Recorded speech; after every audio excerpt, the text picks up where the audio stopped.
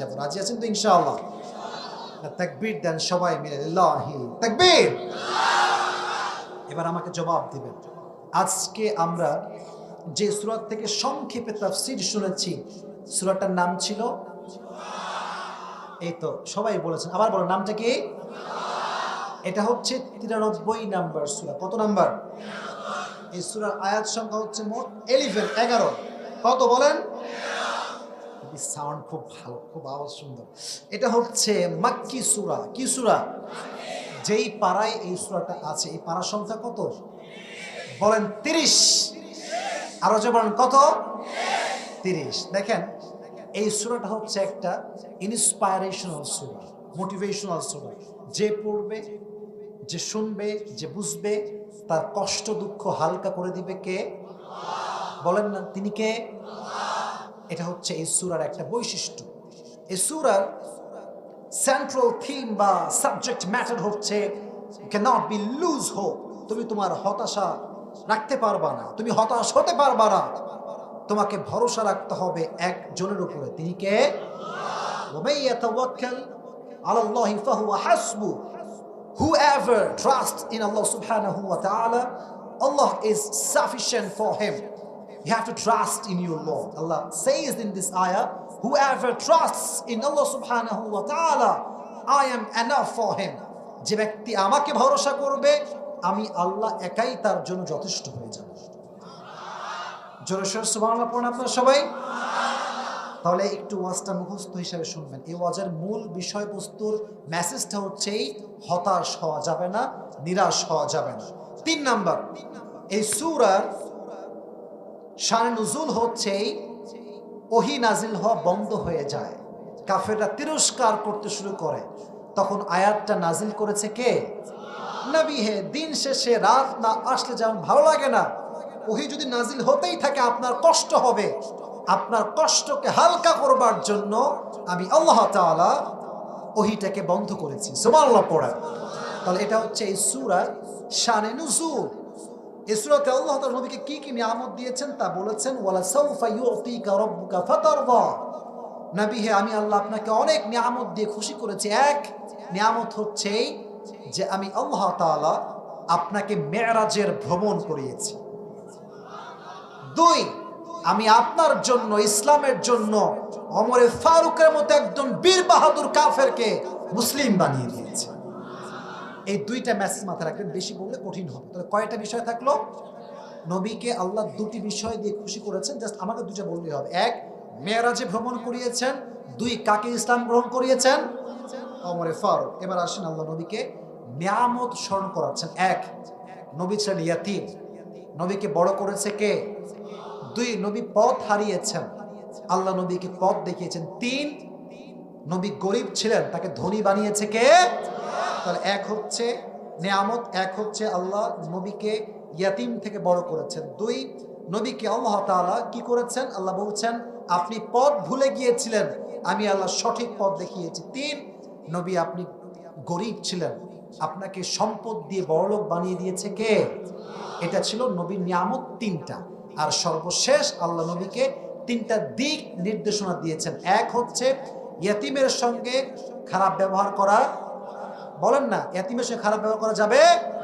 2, যদি কোনো গরিব আপনার কাছে আসে খালি হাতে, কথা বলেন, খালি হাতে ফিরিয়ে দেওয়া। আর সর্বশেষ আল্লাহ আপনাকে যে নিয়ামতগুলো দিয়েছে আপনি নিয়ামতগুলো প্রকাশ করবেন, শুকরিয়া তার প্রকাশ করবেন, আপনার নিয়ামত আরো বেশি বাড়ায় দিবে কে? এবার একজন যুবককে চাই, যে যুবক বলবে যে হুজুর আমার মোটামুটি একটা আয়ত্ত আছে, আপনি প্রশ্ন করলে আমি উত্তর করতে পারবো। কে আছে? মাশাআল্লাহ, ওই যে দাড়িওয়ালা ভাইজান আগে হাত তুলেছে, আগে আসেন ভাই। হ্যান্ড মাইক কোথায়? হ্যান্ড মাইক, এই যে হ্যান্ড মাইক আছে, এই মাইকটা কি দেওয়া লাগবে ওকে? মাইক ম্যান কোথায়? আসেন ভাইজান, তো মাশাআল্লাহ জুব্বা পরে হুজুর মাশাআল্লাহ, আসেন। আমি আশা করছি আপনি পারবেন ইনশাআল্লাহ। যুবক ভাইরা তাকবীর দেন সবাই, লিল্লাহি তাকবীর। এদিকে একটু এই সাইডে আসেন, বামে, যেন সবাই আপনাকে দেখতে পায়। কোনো ভয় নাই ম্যান, আমি আপনার সঙ্গে আছি, সবাই তার সঙ্গে আছে, আছে না নাই? আজকে আমরা যে ওয়াজটা শুনেছি, দেখবো ওয়াজটা শ্রোতার মাথায় কতটুকু ঢুকেছে।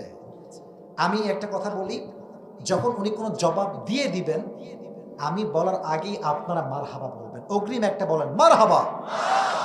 প্রিয় ভাই সবাইকে সালাম দেন। আসসালামু আলাইকুম ওয়া রাহমাতুল্লাহি ওয়া বারাকাতুহু। মাশাআল্লাহ। ভাই আজকে আমাদের আলোচনার যে সূরা, এই সূরাটার নামটা কি? সূরাতুদ দুহা। দুহা। মারহাবা বললেন না? এটা কত নাম্বার পারায় আছে? এটা 30 নম্বর পারায় আছে। এটা কত নাম্বার সূরা? এটা হলো সূরা নাম্বার 93। জোরে সোরে মারহাবা বলেন। এই সূরার আয়াত সংখ্যা কত ভাইজান? 11।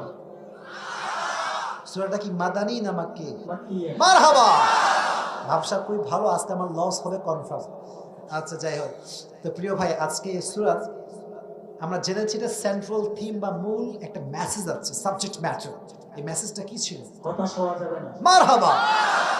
মুমিন হিসেবে হতাশ হওয়া যাবে না। এবার আসেন, এই সূরার 3 নাম্বার বিষয়বস্তু ছিল হচ্ছে শানে নুজুল বা প্রেক্ষাপট। এর কারণটা কি ছিল? প্রেক্ষাপটটা কি ছিল? প্রেক্ষাপট ছিল যে নবী আপনি ইতিম ছিলেন। না, প্রেক্ষাপট এটা ছিল না। কোন প্রেক্ষাপট এটা নাজিল হয়? কাফেররা, হ্যাঁ এটা একটু ওহী আসার জন্য ওহী আসা বন্ধ হয়ে গেছিল, এর জন্য কাফেররা নবীকে কটূক্তি করতেছিল। তারপর আল্লাহ তাআলা নবীকে বলেছেন যে আমি ওহীটা বন্ধ করেছি কারণ ওহীতে আপনার কষ্ট হবে, এই কষ্ট হওয়ার কারণে আমি ওহীটা বন্ধ করেছি। ডেফিনেটলি রাইট অ্যান্সার, সে পারবে। আচ্ছা, এটা গেল ওহী, মানে এটা গেল আপনার শান নুজুল। এবার আসেন যে আল্লাহ তাআলা নবীকে যে নিয়ামতগুলো দিয়েছেন স্মরণ করেন, সেই নিয়ামতগুলো কি কি ছিল? নবী আপনি ইতিম ছিলেন, আমি আপনাকে বড় করেছি। তারপরে নবী আপনি গরীব ছিলেন, আমি আপনাকে ধনী বানিয়েছি। আর একটা খুবই সহজ, আপনি পথ। নবী আপনি পথ ভুলে গিয়েছিলেন, আমি আপনাকে পথ দেখিয়েছি। মারহাবা।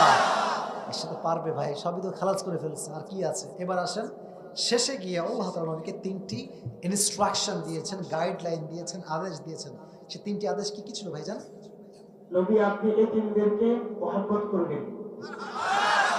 নবী আপনার কাছে যদি কেউ কোনো কিছু চায় আপনি তাদেরকে ফিরিয়ে দিবেন না। নবী আপনাকে আমি যে জ্ঞান দিয়েছি সেটা আপনি প্রচার করবেন। নিয়ামতগুলো মানুষকে বলবেন। মারহাবা বলেন সবাই।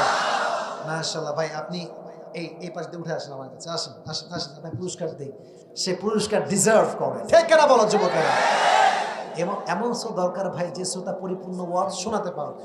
তো মাশাআল্লাহ সে পেরেছে। ভাই আমি অনেক গরিব মানুষ, টাকা পয়সা একদমই নাই বললেই চলে, তাও দেখছি আমি কি আছে পকেটে, যা আছে আসলে কি পকেটে টাকা নাই, সব গাড়িতে রেখে আসছি, যা আছে তোমাকে। তবে একটা কথা মাথায় রাখবেন, দাঁড়ান আগে সেলফি কেন? ওই দাঁড়ান দাঁড়ান দাঁড়ান দাঁড়ান, এখানে দাঁড়ান।